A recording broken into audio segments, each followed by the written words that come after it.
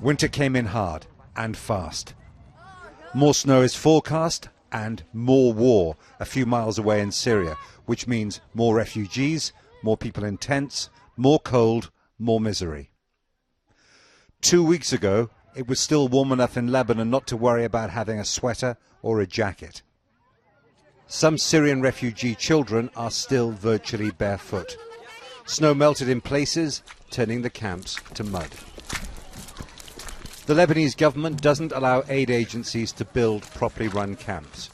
They don't want the Syrians to be like the Palestinian refugees who are still here in camps 65 years after their grandparents fled or were ejected from Israel in 1948. Hassan Al-Oma, a farmer from the Aleppo countryside, was trying to restore power to his family's shelter in one of the 250 informal refugee settlements in the Bekaa Valley. Mr. Hassan and his wife have had some help from Britain, but not enough. His 8 children, like so many others, have plastic sandals.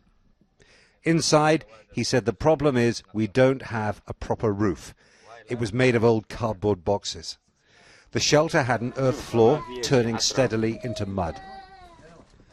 The kids, he said, are freezing. The last 2 nights, it's been too cold to sleep.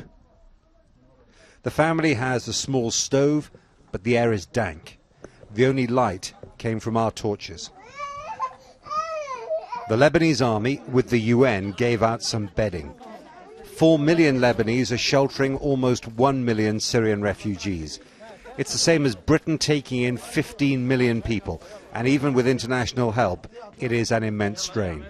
We understand that it's a big challenge. We hope that we'll be able to cover everyone, but the numbers are rising on a daily basis, and these settlements are our biggest concern. Here, refugees were angry because there weren't enough mattresses to go round. Winter supplies still haven't reached many of them.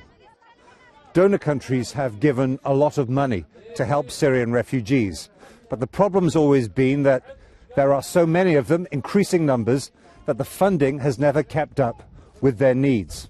There's fighting going on not all that far from here, on the other side of those mountains. More Syrians leave their country every day. As long as the war goes on, this is a problem that will only get worse. Over the border in Syria, this is Homs, international attempts to stop the war have failed. In Lebanon, as in all Syria's Arab neighbours, the refugees are being helped. But so much more could be done.